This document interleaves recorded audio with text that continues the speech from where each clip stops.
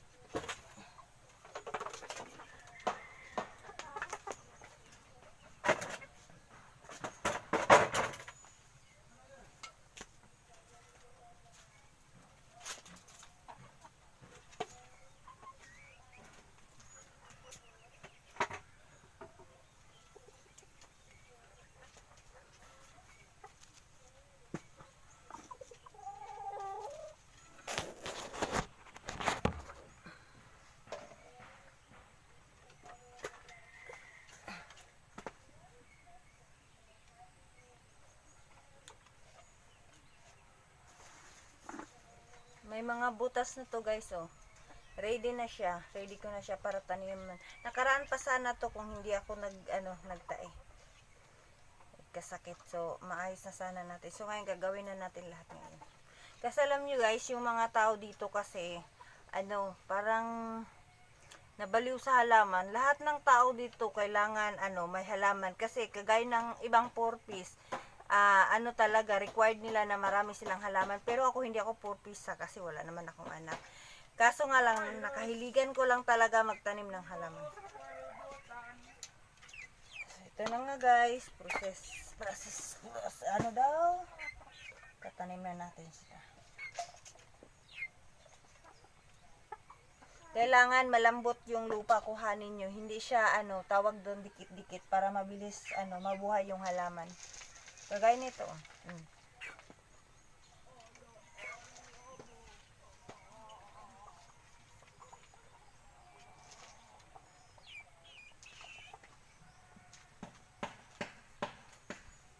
Yan guys, lagyan muna natin ng lupa lahat. Ganito talaga sa probinsya pag wala kang ginagawa. Halaman yung nasa sa isip mo.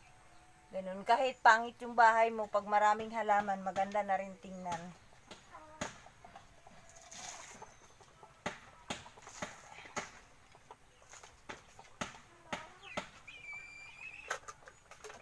Yung mga yung mga sunrocks na hindi ko ginagamit, tapos yung mga lagayan ng candy noon na hindi na rin nagagamit, ito yung tinataniman ko ng bulaklak.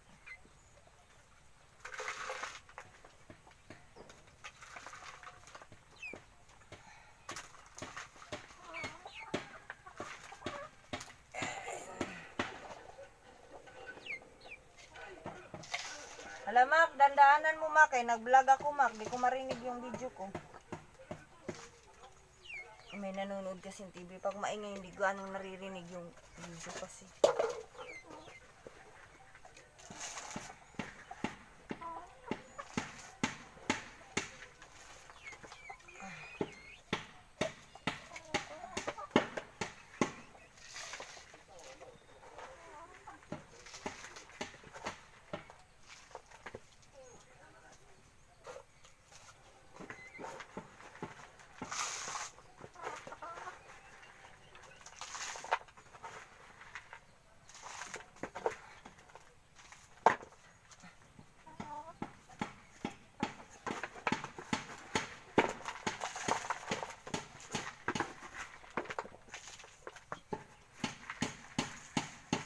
And guys, tapos na. So ngayon, tataniman na nating halaman. Parang hindi nyo ako gaano nakikita eh, no? Ang gagawin ko dyan, wait lang. Dito na lang. Kasi parang hindi nyo ako gaano nakikita eh. Kasi anong ginagawa ko. Yan, ganyan.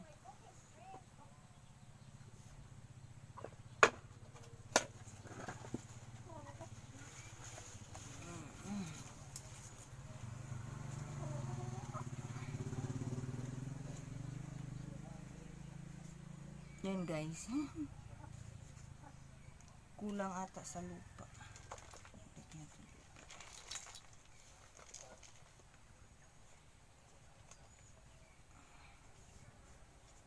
Yan.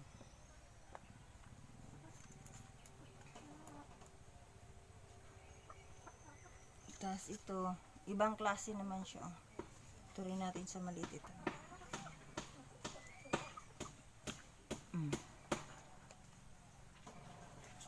Tapos ito kasi medyo malaki dito. Kasi medyo malaki ito. Pagkatapos nating itanim to, diligan natin muna ng tubig.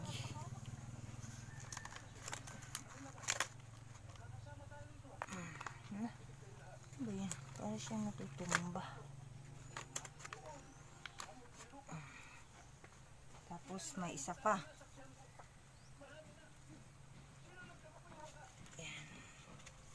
Guys.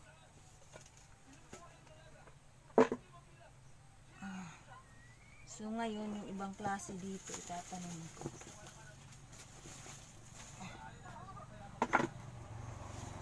Ito. Hindi ko alam kung anong tawag sa bulaklak na ganito. Basta nakita ko lang siya doon sa kung saan kami naggasolina. Nakita ko siya sa labas. Nagpitas ako. Tapos ito guys, ang liit-liit niya pero ang ganda-ganda ng bulaklak nito. Parang pink. Nakita ko lang din kaya hiningi ko. Isang piraso lang binigay sa akin.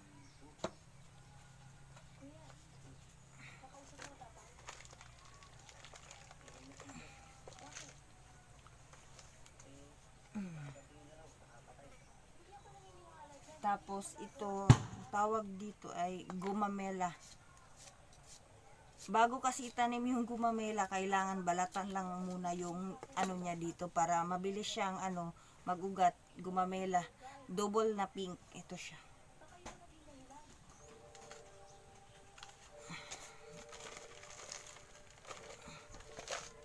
Ayan. Mabilis lang naman ako mabuhayan ng bulaklak guys. Kaya magaan kasi yung kamay. Kaya pag sa baboy naman ako mag-alaga sa mga hayop, mabilis siyang lumaki kasi nga hindi mainit yung kamay ko. Kaya pag kahit bulaklak, malalaman nyo yan kapag nagtanim kayo ng bulaklak kasi hindi siya namamatay, nabubuhay siya. So ibig sabihin, hindi mainit yung kamay nyo, magaan. So mga hayop, halaman, natubo sa kamay mo, ganun. Yun daw yung ibig sabihin nun. Ito naman, yellow ang bulaklak. Ewan ko kung mabuhay pa ito. Matagal na kasi siya, Pero try ko na lang itanim siya. Yellow ang bulaklak na ito.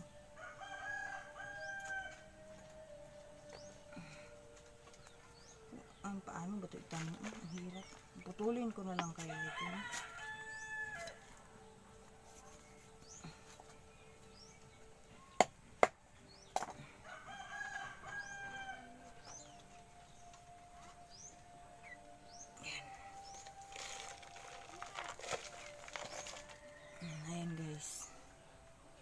Ewan ko lang kung mabuhay to kasi matagal na sing nakatambay siya, hindi ko agad natanim.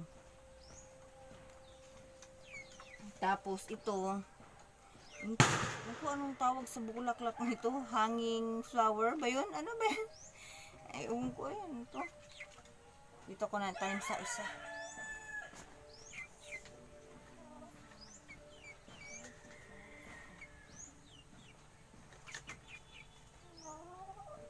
Dito ko siya itanim kasi hanging flower daw kuno siya. Wala itong bulaklak ko na namatay na siya. Matigas naman yung lupa naman nito. Grabe, matigas.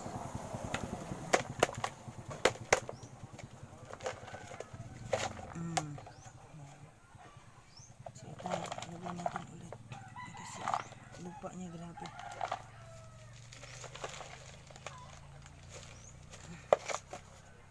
Hanging flower daw.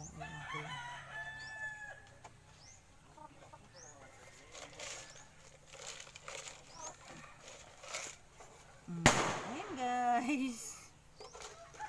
So ngayon, meron pa akong isa, dalawa, tatlo, apat, lima, anim, pito. Pitong piraso pa, tapos isa na lang yung taniman ko. So ano kayang gagawin ko dito? Hanapan ko ng paraan. Ito na guys, ayusan natin.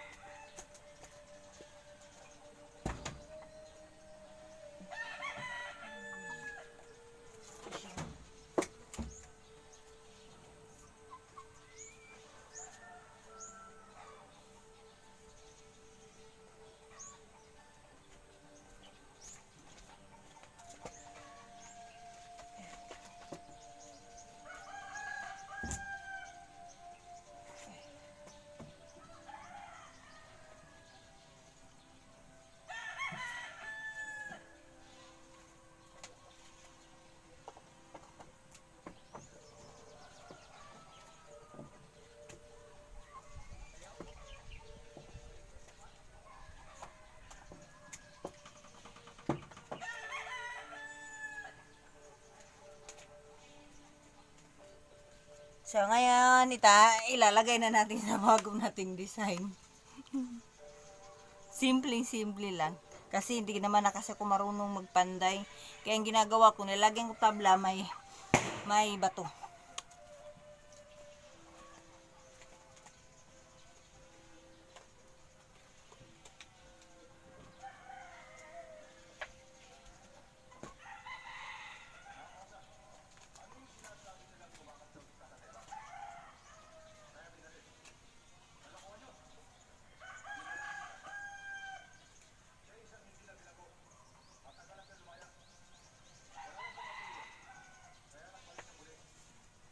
Siya natayo. Hindi siya natayo. Hindi ko alam. Ano ba yan? Hindi siya natayo. Hindi ko na napansin. Lipat ko na nga lang. Hindi kasi natayo. Ano ba yan?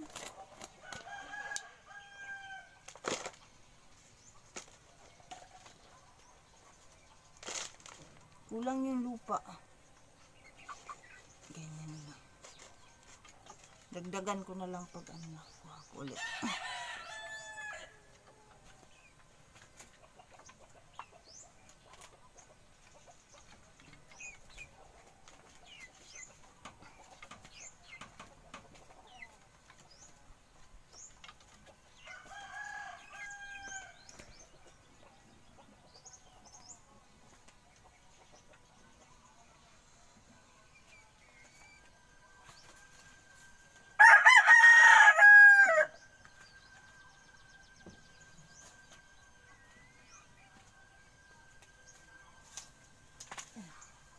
May tumubong papaya sa gilid ng bahay ko. May tumubong papaya sa gilid ng bahay ko. Tinanggal ko na kasi paglaki din to, mamatay din naman siya kasi hindi ganong nakaano yung ilalim mo.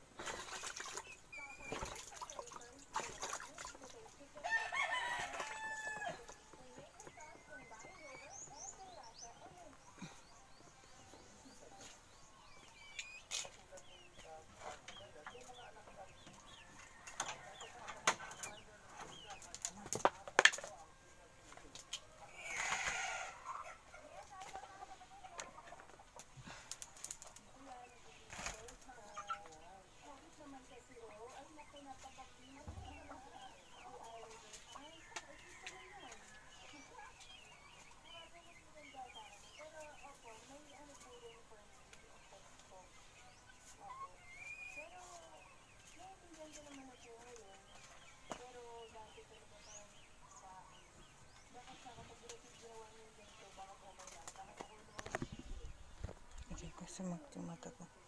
So ngayon ito na yung gawa natin, dahil ito na yung gawa natin, guys. Yan yung gawa natin. Simple kasi hindi ko nga alam magpanday. So ngayon ginawa ko lang, lagay ko lang ng bato bawat dulo niya. Yan, bato para yan, kasi ang bala ko ilipat ko yung ang mga to, ililipat ko siya dito sa ano, kasi mainit kasi lagi. So ano, parang feeling ko ang tagal niyang mabuhay. So meron pa dito, guys. So ang ginawa ko para nakaraan pa to. Yan, guys. So yan yung ginawa ko nakaraan. Ayan, andun hanggang doon dulo.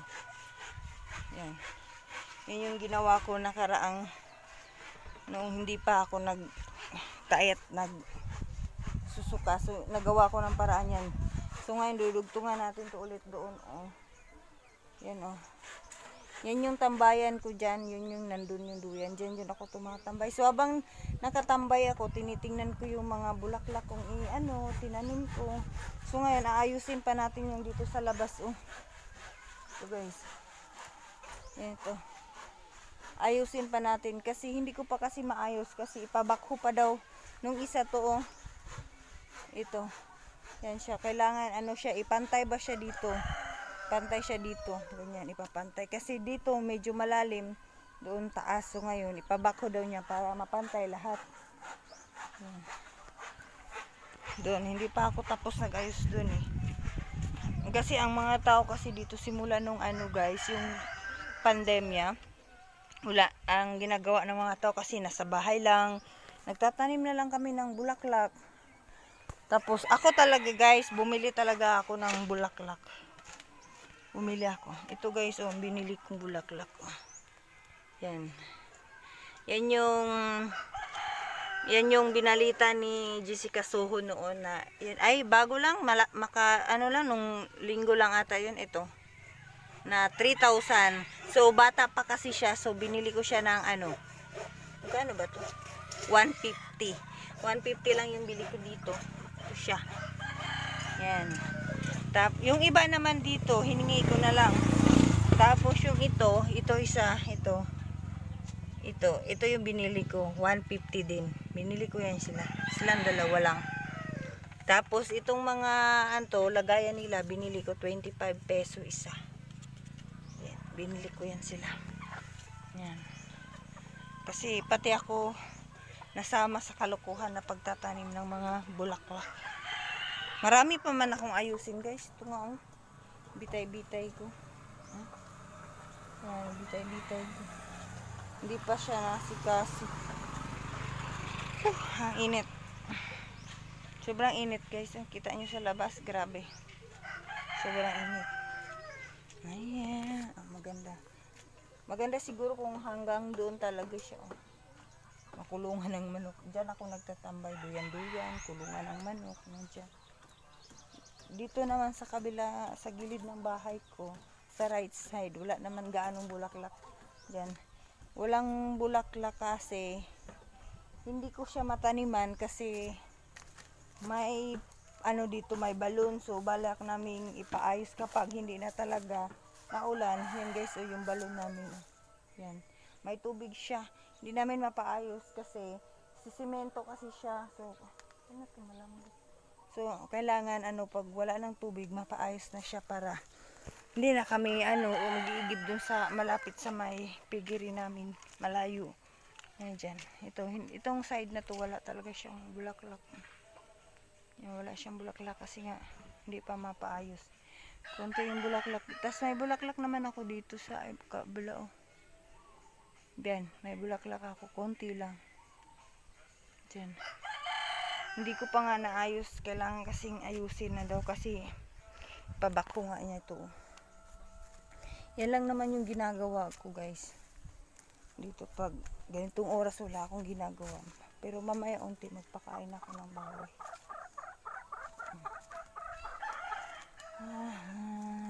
Dito ayusin ko pa. Oh. Ang kalat-kalat dito guys.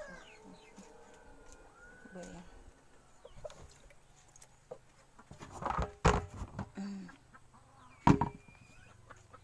Duyan muna tayo saglit. Tapos mamaya unti magbabad ng feeds kasi magpapakain na ng baboy. Mag-relax muna tayo konti. Ng saglit. Alam nyo guys, yung dinidilig ko sa halaman ko lagi, hindi yung ordinaryong tubig lang, yung yung tubig ba lang na iniigib natin sa balon. Ang ginagawa kong pandilig sa mga halaman ko, yung yung inaanuhan mo ng bigas, yung nililinisan mo bigas. Hindi ko yung tinatapon, nilalagay ko sa balde, tas pagkahapon, yun yung dinidilig ko. At saka yung mga di ba sa isda, pag naglinis kayo ng isda, yung sa nila, yung dugo nila, maganda talaga yun i-dilig sa halaman kasi fertilizer talaga sa halaman yun, yung ganun. Wala naman nagturo sa akin, narinig ko lang sa Jessica Soho ba yun, hindi ko alam kung saan yun. Basta siya, expert ang nagturo noon at nakita ko lang. Kaya yun, ginagaya ko lang. Totoo talaga guys, mabilis mamulaklak yung halaman mo, mabilis lumago, ang taba-taba ng bulaklak mo, ganun. Pero minsan, bumibili talaga ako ng pang fertilizer. Bumibili ako minsan, pero mga 1/4, ganun, yun yung dinidilig ko sa isang buwan, isang beses lang naman kasi ay matunaw naman yun. Kaya minsan, ihi natin, pwede rin siya idilig, fertilizer din yun, yung ihi natin. Kaya mabilis tumataba yung mga halaman ko sa sa akin. Kaya nga sabi ko kay mama ko, sabi niya kasi mabilis daw siya matubuan ng halaman. Syempre, ganun nga din yung ginagawa niya eh. Tinuruan ko lang rin naman siya doon. Tapos ayaw pa niya umamin. Marami din siyang halaman doon. Kaya ngayon nagtatanim din ako ng halaman. Alam niyo guys, for example, pupunta ako doon sa sentro. Sa sentro, makakita ako ng mga halaman. Manghingi ako. Minsan guys, no, nakakahiya nun. Minsan, nanghingi ako, napahiya talaga ako guys. Kasi sinabihan akong, hindi daw niya binibigay yung halaman niya. So, ibig sabihin, binibenta niya yung halaman niya. Ganun. Napahiya kaya ako dun ha. Tapos yung halaman na hiningi ko, hindi siya binibenta guys. Hindi lang talaga, marami kang makikita na doon. Kaso doon lang ako nahingi sa kanya kasi malapit lang naman sa amin. Nung pinuntahan ko sa sentro, mayroon din doon pero hindi ako nanghingi. Marami nga sa eskwelahan ng ganun eh. Pero ayaw niya magbigay, damot-damot. Nagalit. Oo nga guys, ako kasi, di ba bumibili ako ng halaman. Tapos pag meron siyang anak, may nanghingi, nambibigay man ako. Oo, promise, nagbibigay ako. Hindi naman ako nagdalapit. Except na lang siguro kung bago kong tanim, no? Siyempre, pagkuhanan, di namatay. Yung na talaga, may na siya, nabubuhay na siya, may nanghingi. Namimigay man ako, wala namang problema. Pati yun ba, ipagdadamo? Ewan ko, may tao lang kasi talagang ganun, no? Ako. Ayan guys, so, tingnan nyo. Sobrang liwanag kasi di nyo nakikita. Ayan guys, yung bago kong tanim. Ayan, dapat diretsuhin ko siya dyan. Mamaya na lang kasi mamaya onte magpakain na naman ako ng mga baboy. Mga baboy na naman. Aray ko. Kaya guys, no, minsan na ihiga-higa ako dito sa duyan. Ay, gayo duyan. Yan. Ihiga ako dito na tinatanaw ko yung halaman ko. Minsan, may time kasing stress ka, problemado ka. Tinitingnan ko lang yung mga halaman ko. Umaayos na yung pakiramdam ko. Alam mo yung gano'n, parang masaya ka na nakikita yung halaman mo. Mahilig talaga ako sa halaman. Nagmana ako kay mama ko. Mahilig din sa halaman yung mama ko. Sa aming magkakapatid, isa lang yung hindi mahilig sa halaman. Yung bunso naming babae, hindi mahilig sa halaman. Hindi man. Kasi kami, bunso namin siya guys. Kasi, yung unang asawa ng nanay ko, 4 kami. 3 babae, 1 lalaki. So, bunso naming lalaki na sa Maynila. Tapos, yung pangbunso naming babae, nandito na asawa na. May anak na nga 4 na yung anak. Yun yung una nag-asawa sa amin lahat. Siya. Tapos, sumunod yung pangalawa ko. Tapos, panghuli na ako. Ngayon lang, nung April lang naman ako kinasal, 2019 eh. Kaya bago lang ako nag-asawa. Tapos yung isa kong kapatid, may anak siya, 4, puro lalaki naman, yung pangalawa ko. Tapos yung pangatlo namin, 4 din. 4 din. 1 babae, 3 lalaki. Ganun. Kasi yung tatay kasi namin noon, bata pa ako, 5 years old ata ako. Ako ang pinakapanganay ha. 5 years old namatay na yung tatay ko. Alam niyo kung bakit guys? Sobra niya kalasinggo. Alam mo yung tanduay? Ginagawa niya yung tubig. Yan yung pag wala pang kain, umaga, umiinom na siya niyan. Wala pang kain. Kaya hindi siya nagtagal. Nagka-hepa siya. Hepatitis na doon siya. Namatay talaga siya kasi hindi na talaga kinain ng katawan niya na ibenta na yung lupa namin ni lolo ko na para dapat sa aming mga anak niya nabenta na. Tapos hindi naman siya namatay talaga agad guys. Siya lang kasi nagpakamatay pa doon sa duyan ng bunso naming lalaki kasi sabi niya malaki na daw yung gasto, naubos na pati yung para sa mga anak niya, naubos na, hindi siya gumaling pa. Kaya yun parang nagbigti siya sa duyan ng kapatid ko. Ako pa nakasaksi nun. Kaya nung namatay yung tatay ko, nagtrabaho yung mama ko sa Maynila, nagtrabaho siya doon. Pagkatrabaho niya doon, bumalik siya dito sa lugar na Subanipa. Pagbalik niya dito, yun, nakilala nga niya yung naasawa niya pangalawa, yung stepfather ko. Kaya sila, 4 din yung anak ng nanay ko. So, 8 kami. Yung pangalawa namin kapatid, 3 lalaki, 1 babae sila.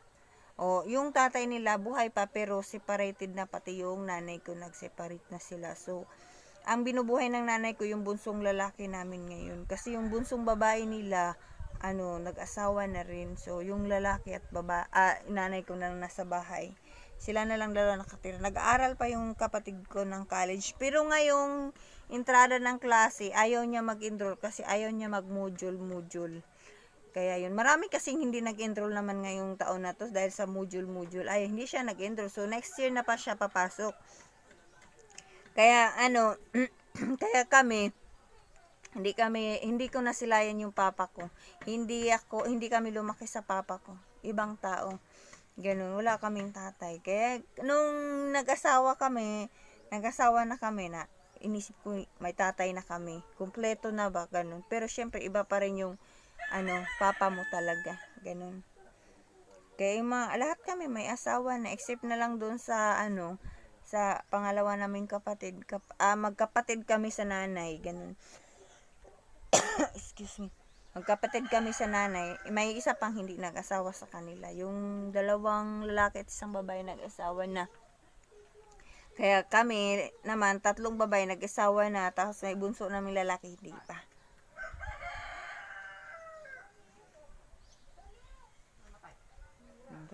May namatay daw. Tingnan mo yung stepfather niyo. Stepfathers ko guys. Saan na ba yun?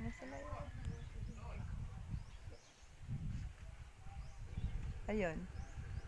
Ay, yung biyanan ko pala yun. Ayan, stepfather ko. Nag-uusap sila may namatay daw. Ganun. Bago akong naligo na ako ng maaga. Kasi medyo okay naman yung mata ko. Hindi na nga ganong malalim guys.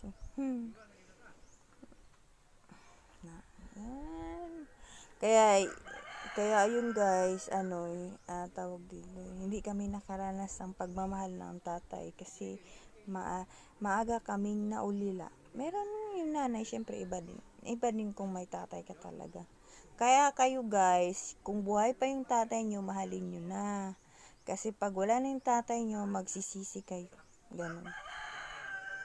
Kaya kami nga, nanay namin, nag-iisa na lang yan. Yung minamahal namin ngayon yung nanay namin. Kahit minsan pasaway. Inintindi na lang namin kasi matanda na. Matanda na yung nanay ko. 60 na yata yung 60 na nanay ko. Matanda na. Aray ko. So guys, hanggang dito na lang yung video ko. Bukas ulit. Please guys, huwag niyong kalimutan i-subscribe, i-like, and share naman din sa mga video ko. Salamat guys sa babus guys. Babus.